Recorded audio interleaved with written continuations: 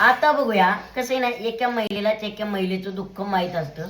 आता आमच्या मातोश्रींना विचारूया काय होतं, अंगारे दुपारे खरंच ह्यानी फरक पडतो का? आणि एक महिला आयोगाच्या अध्यक्ष त्यांच्याकडे अनेक तक्रारी आल्या की यांना त्रास होतोय, यांना यो बाबा असा गुंडाळतोय, तरी त्या अध्यक्षांनी त्याच्याकडे बघितलं नाही.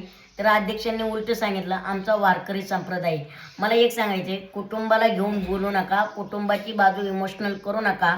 वारकरी संप्रदाय ज्याचं कुटुंब असतं ते म्हणत नाही विठू माऊलीला सोडा आणि दुसऱ्याला विठू माऊली करा, हे चालत नाही. आमच्या मातोश्रींना विचारूया आज काय वाटतंय ते. मग मी काय वाटतं बरं या गोष्टीबद्दल? अरे काय वाटायला, आता लोक तर बघत असतात तर आमचा पण वारकरी संप्रदाय. पण तुम्ही जर म्हणत असलात की समज एखाद्या बोंधू बाबाच्या नादी लागून की मुलं बाळ होत्यात, बरं लोकांच्या काय इमोशनल झालं की ही रुपालीताई चाकणकर म्हणजे महिला मंडळाचे अध्यक्ष आहेत म्हणून असं मी ऐकून आहे. बरोबर. मग ह्या अध्यक्षताई जर वळाल्या तिकडं हा, तर मग सगळ्या महिला तिकडं वळाल्या ना की बाबा खरं आहे. म्हणजे आयोगांनी त्या महिलांची बाजू लावून धरायची असते. आयोगच त्यांच्या दारात आहे. बरं त्या मंदिराचे ट्रस्ट आहेत, म्हणजे महिलांनी तक्रारी द्यायच्या कुणाकडे? बरं आयोगच आमानिका कापून घ्यायला लागली, आयोगच बंधुबाबाच्या डोक्यावरती छत्री धरून लागायला लागले. म्हणजे आपण महाराष्ट्र कुठं नेतोय याचाही विचार केला पाहिजे ना थोडाफार. अरे मग महिला बी अशाही झाले ना की बाबा रुपालीताई जर छत्री धरत्यात तर आपल्याला पायदार आहे काय अर्थ? असंही सारं झालं. पण ह्या चुकीच्या मार्गाने लोकांनी कधीच जाऊ नये. महिला आहे एक, अहो महिलेला महिलेच्या मनातलं सगळं कळतं.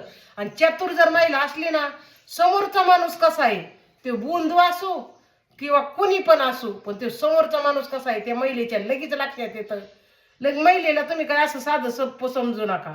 महिला ही एक देवीचा अवतार आहे. आणि दुसरी महत्वाची गोष्ट, दुर्गेचा अवतार आहे. महिलेला सगळं समजतं. पण वेळ जर पांघरून घेतलं ना, वेळ पांघरून घेतलं तर हो का झोपलेल्याला जागा करता येतं, पण झोपीचं मीच घेतलेल्याला जागा करता येत नाही. वेळ जर पांघरलं तर बोंधू बा काय आणि कसला बा काय ते ओळखूच येणार नाही. पण जागृत जर महिला असली ना, समोरचा माणूस कोण आहे ते एकेच क्षणात ओळखीन किंवा एकेच मिनिटात ओळखीन. बरोबर आहे. पण मला एकच सांगायचे, रुपालीताई असतील, सगळे असतील नेते, मला तुम्हाला एकच सांगायचे, या बोंधू बाबांच्या वगैरे त्यांचे कशाला नादी लागता हो? तो बोंधू बाबा नशीब महाराष्ट्राचं एवढं चांगलं की त्याचा पीए फुटलाय.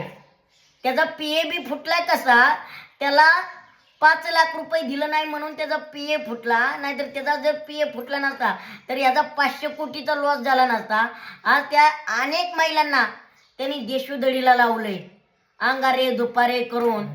त्याची पूजा करता तुम्ही. अरे चपलानी सडकवला पाहिजे रे त्याला. अरे पण आता एवढं कळत नाही का लोकांना की मग मुलं बंधू बाबाच्यानी जर होत असली अंगाऱ्या दुपाऱ्यानी तर लग्नच कशाला करत्या?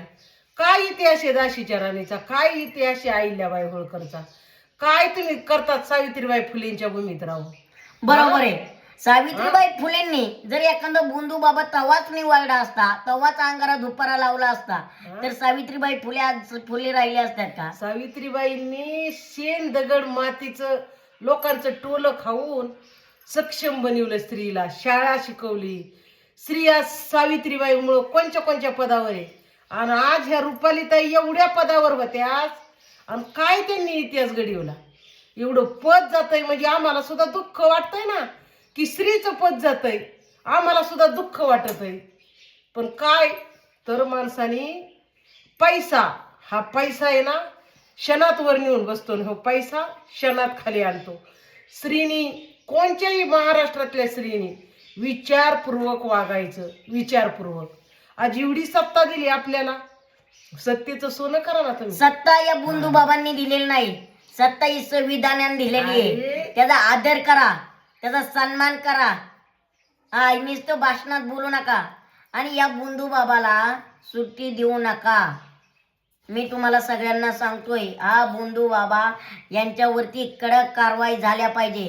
कारण महाराष्ट्र यांनी लुटलाय, आया बहिणींचे आबरू लुटले. हे महाराष्ट्राच्या मातीत कोणी सहन करणार नाही.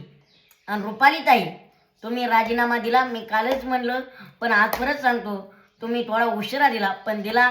तुम्हाला सद्बुद्धी विवेक बुद्धी सुचली. खऱ्या अर्थाने महिलांच्या पाठीमागं राहणं हे बरोबर असतं, पण तुम्ही महिलांच्या पाठीमागं न राहता महिलांना कसं एखाद्याच्या काय म्हणू शकतो आपण नरकात दिलंय, नरकात. आणि महिलांच्या अत्याचार जे आज महाराष्ट्रात झालेत, महिलांना त्रास, याला तुम्ही सुद्धा तेवढ्याच कारणीभूत आहात बरं का. तेवढे सगळे कारणीभूत आहेत. मी तर म्हणतोय जेवढे जेवढे त्या बुंदू बाबाकडे आलेत ना, तेवढ्यांची एकदा चौकशी होऊनच जाऊन द्या गाड्या. हां, होईन थोडा मला त्रास, पण चौकशी होऊन द्यात. बुंदू बाबाला कोण कोण सामील आहे जनतेलाही कळू द्या. जय जय